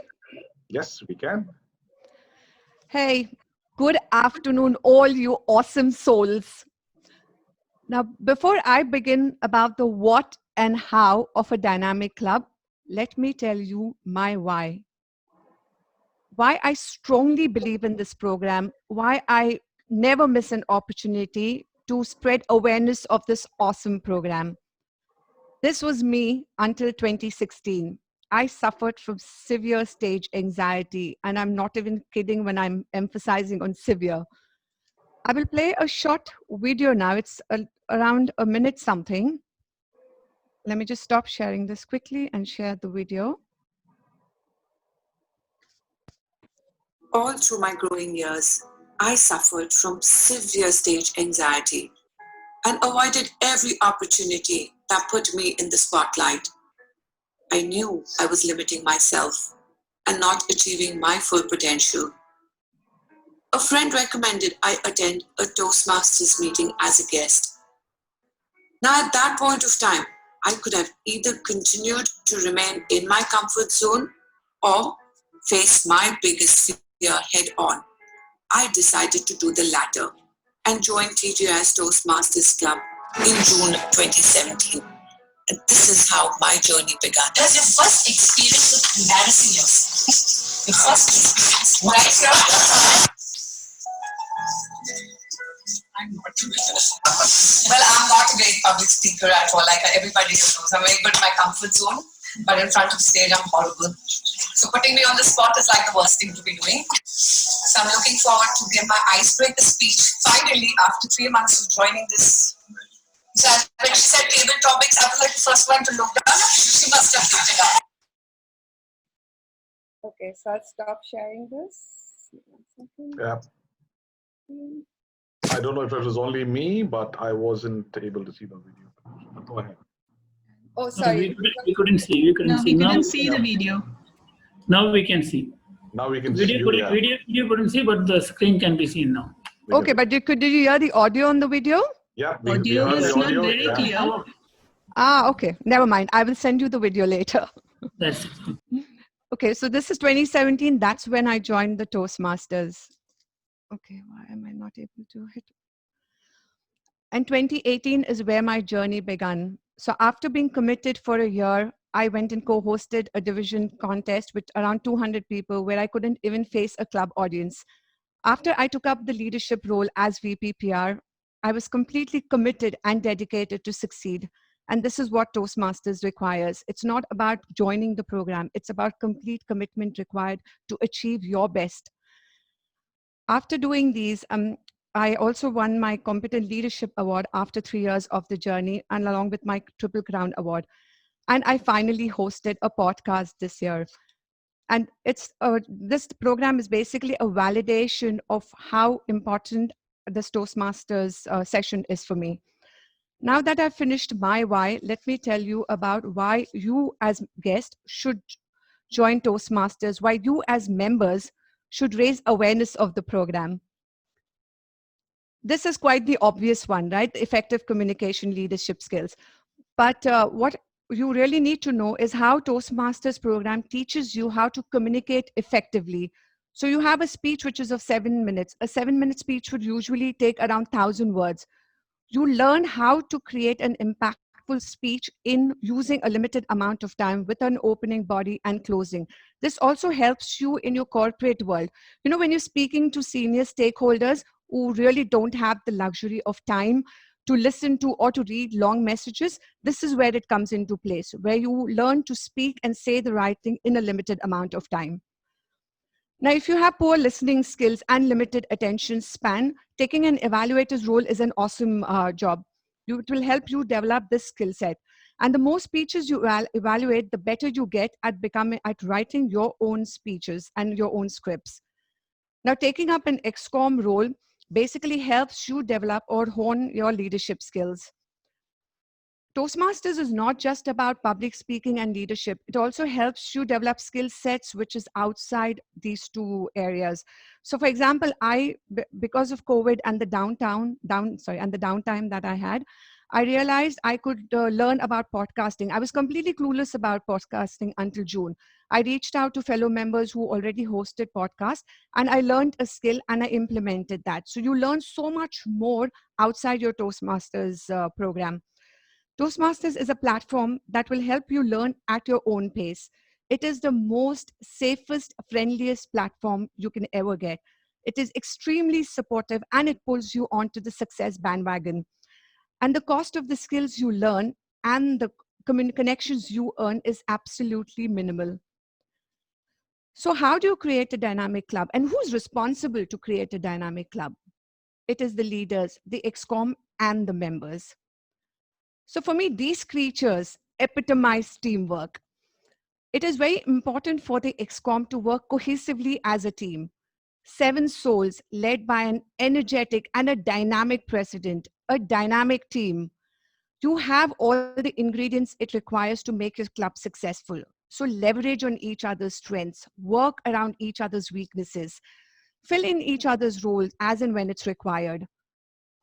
I'm not sure if you guys do this, but reach out to your peers from other successful clubs and replicate their successes. Learn from their failures. Like I always say, you don't have to make your mistakes and learn from them. You can always learn from other mistakes. You all are working towards a common goal. of a best club experience, a best member experience. Be- Collectively, the EXCOM should work together and focus on membership retention along with membership recruitment. Your members have selected you as their leader. So it is really important that you understand your members will replicate your enthusiasm, your passion, or the lack of it. Now, preparing your club growth depends on several factors. Similar to a physical health check that we would do, suppose we want to run a marathon or something, right? The moments of truth is a health check to just identify the health of your club, how well your club is doing. You need to understand why guests typically do not stay in your club. Maybe the club is probably not meeting their needs. Now, to experience sustained growth, a club needs to be worth belonging to. Now, there are 6 critical elements that makes the moment of truth in which clubs have an opportunity to create a positive impression. You can request a senior Toastmaster from another club to come and create a very engaging program that can help identify where your club stands and how far it can go. Now, this is a snapshot of the moments of truth that was conducted by a fellow Toastmaster of us, Toastmaster Samir JP. I think he conducted this in such an engaging manner that at the end of it, the club managed to get the results it was aiming towards. So once the Moments of Truth worksheet, once this questionnaire was completed by all of the members, he decided to break them into smaller groups. He created a leader and he asked the leader to lead each group. They had this brainstorming session. And I thought this format achieved a threefold purpose. 1, working collaboratively as a team. 2, one member from each group got an opportunity to work as a leader. And 3, because it was so interactive, the club managed to identify where and why they were lacking, why they scored 19 points and below, and what they should be doing to be able to work on the next steps to incorporate feedback received. Now, for me, the MOT is like your appraisal at work. You know how you set your goals and objectives at the beginning of the year and you identify, then you go and work towards it. By mid-year, you see what you've achieved and what you really need to work towards. This is exactly what an MOT does. So I would suggest you do an MOT session, say in August, create a game plan, conduct another one, say around Jan and Feb, collate the results, check the progress made. You can then ensure that before your term ends, you have done your best to take your club scoring to 20 points and above. This is another one that you can do it for. This is for non-members. So it's a speech craft session, which is beneficial to club growth. It basically helps prospective members get a first-hand experience of what a Toastmasters club is all about. They will join your club if they feel included, if they feel really impressed by the activities, and they can see the benefits of it. Now, your club, you'll have 22 members. As an EXCOM, it is very important that you understand the objectives of your club. Understand the objectives of your members. Stay invested in your members since you become an instrumental part of their growth. Now, it is important to understand why a member is joining the club. So you can do that by giving them a member interest survey. Let them fill in their objectives, their goals, their interest. Once you manage to collate the results, you'll be able to better understand what the actual goal of your member is. You can help the member tie up their interest and goals. For example, if a member has filled in, say, a session saying that they're interested, they have a high interest in mentoring, you can immediately assign a mentee to them. So now you're trying the opportunities with the member's interest, which is quite crucial.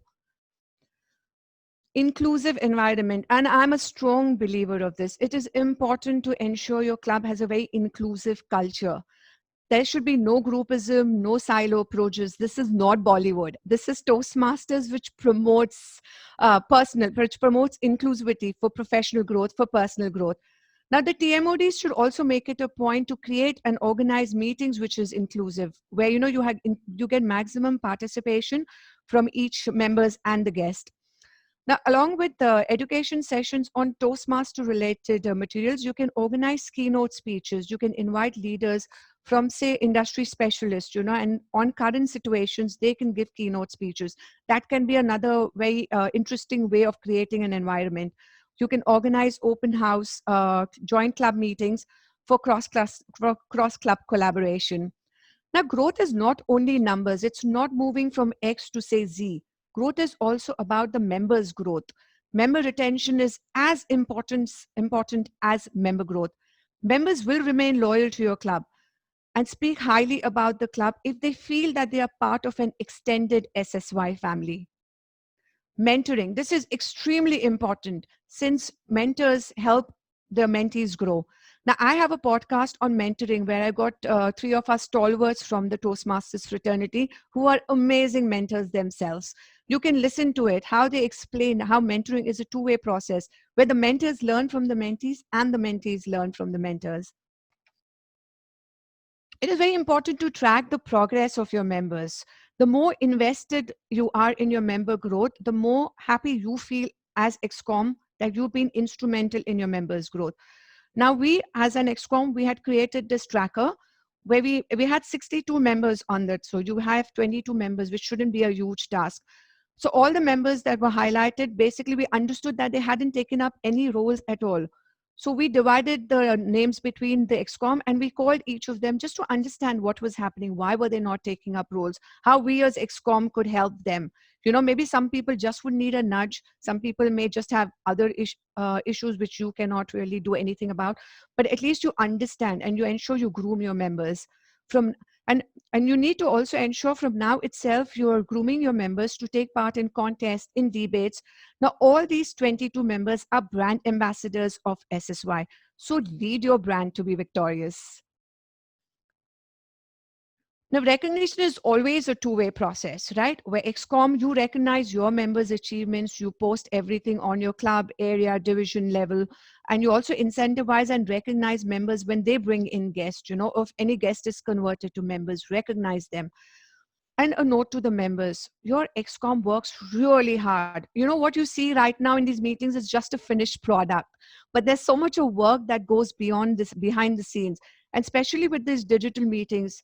The amount of work that goes into, depending on technology, is like, you cannot even imagine the effort they put in. The least all of your members can do is attend meetings, contribute, be there, be invested, because the ExCom is investing in your growth. It's a two-way process. So what you as members can do is all your achievements, when you're posting it on social media, tag SSY. Give credit to your club wherever you feel that the club and the ExCom has been instrumental in your growth. Give them the due credit. You know, it's a two-way process. Recognize each other and contribute towards each other's growth. Now, we are all about, this world is about digital media. We think digitally, it's all social media. That's how our thought process works. Now, this is the number that I got. That's a stats basically of your club. Let me just move the screen here. Okay. So you have 418 members on your Facebook page. Let me get back to this. You have 95 on your Instagram.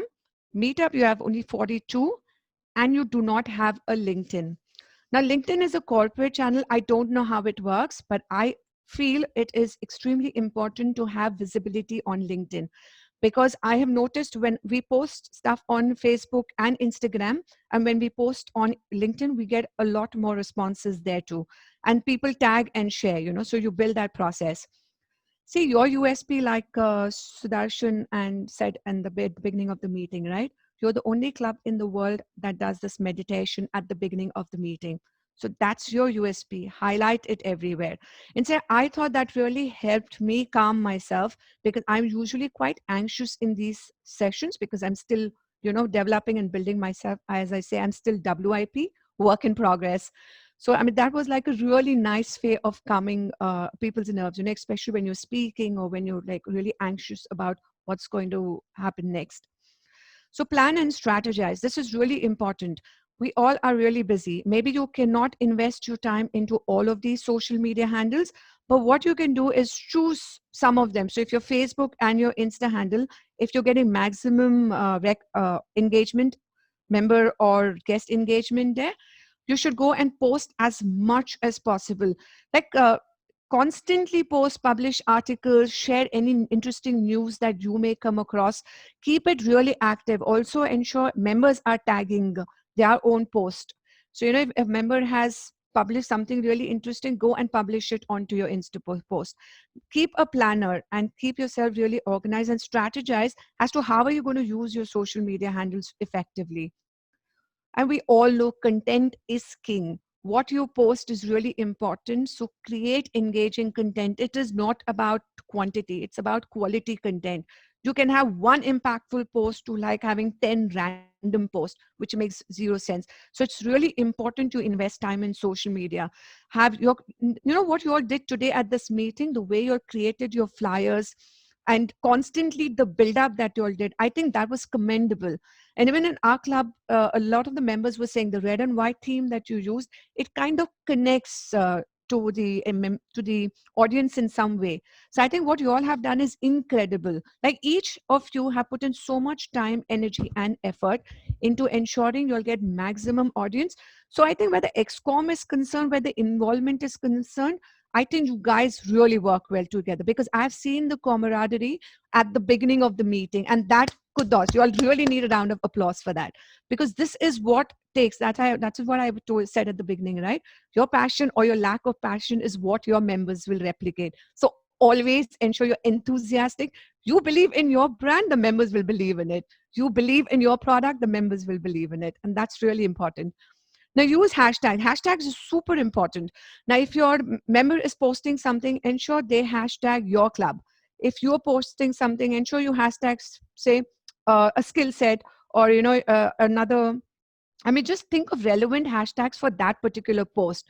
So skill development, public speaking, communication, have 20 of the top hashtags, because that's where you will build up your engagement. That's where you will drive maximum audience to your social media channels. Now, XCOM should make it a point to share, to like, to respond, to thank members, to welcome guests. Keep your social media handles very active and engaging. And the creativity is there, the enthusiasm is there, the collaboration is there. So you are already a couple of steps up there. You just need to like sort a few areas, and you, trust me, will be the best club in the UAE.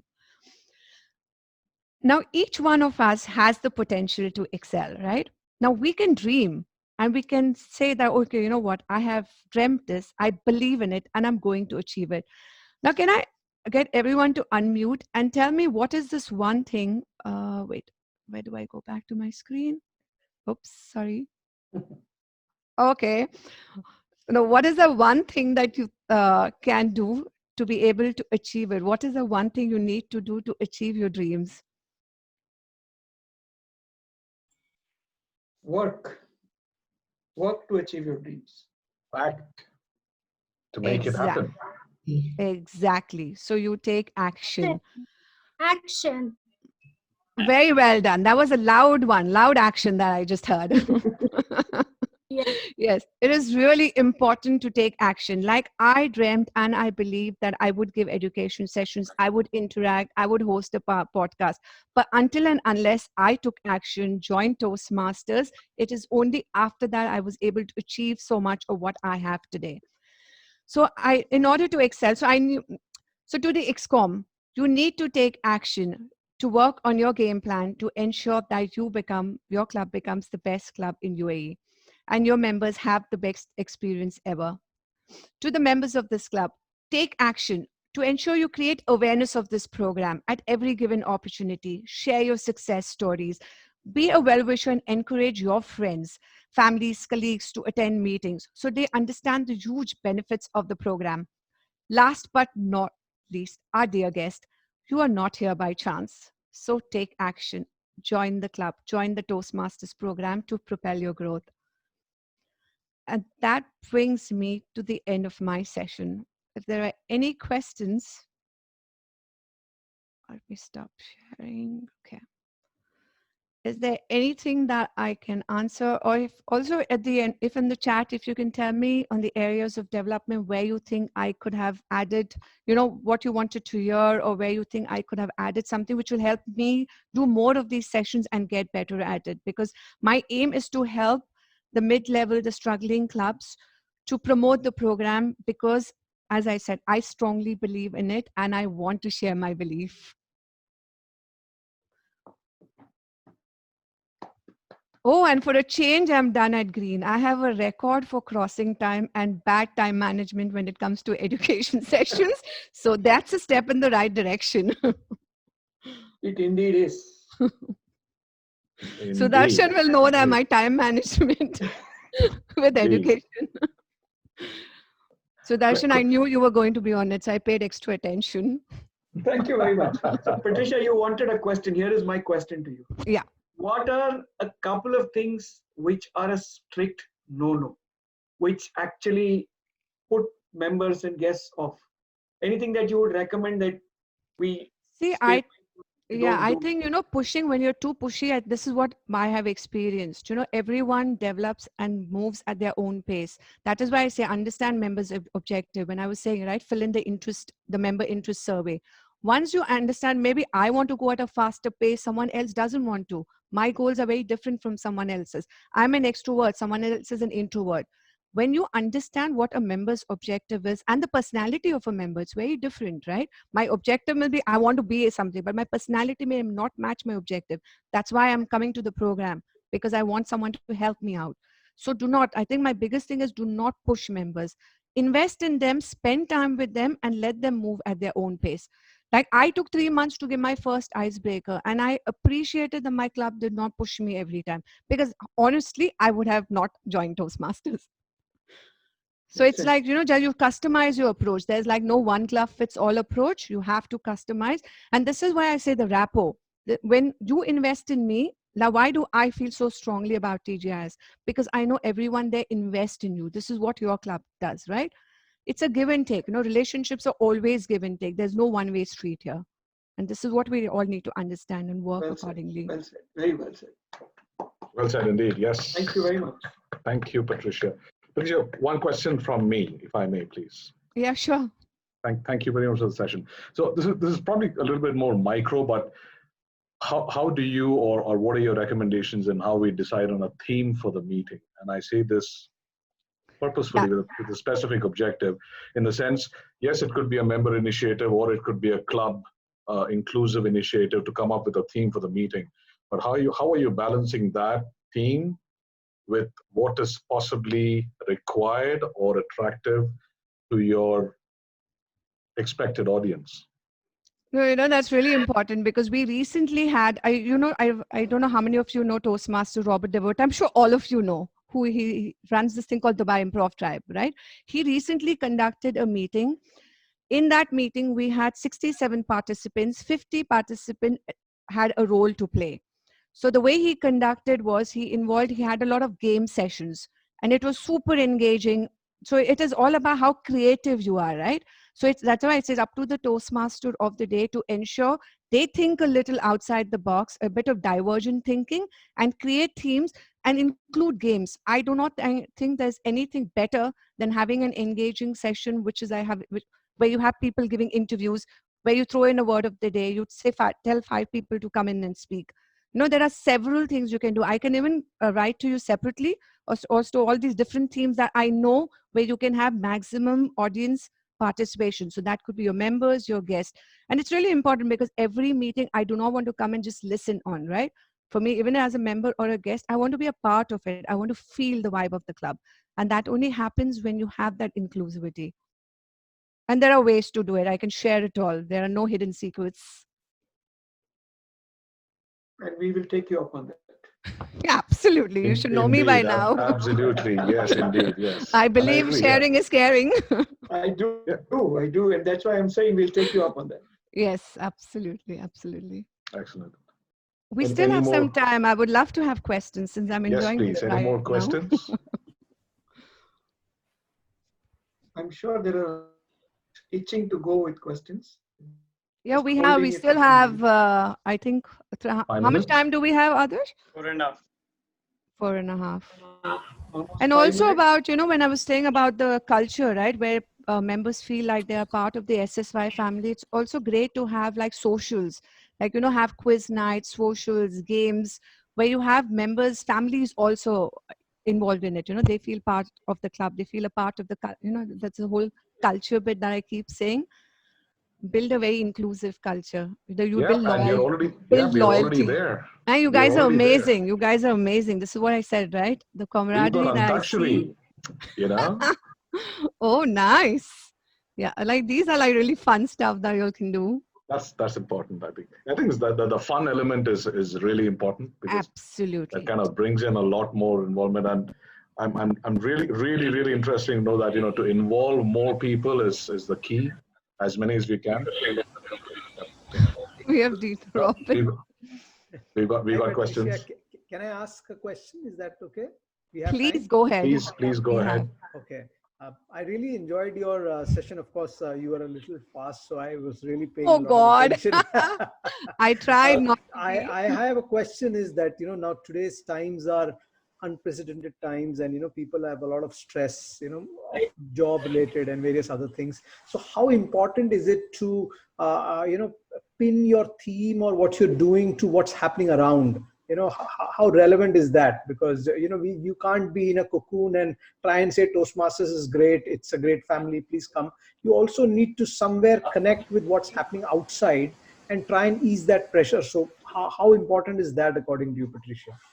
But this is what I had said, right? When you're conducting education session, which is a part of your Toastmasters, it's great to have a keynote session where you get leaders from various industries and get them to speak about relevant topics. Now we know there's COVID, there's job losses, there's so many issues. Toastmasters is not your priority right now.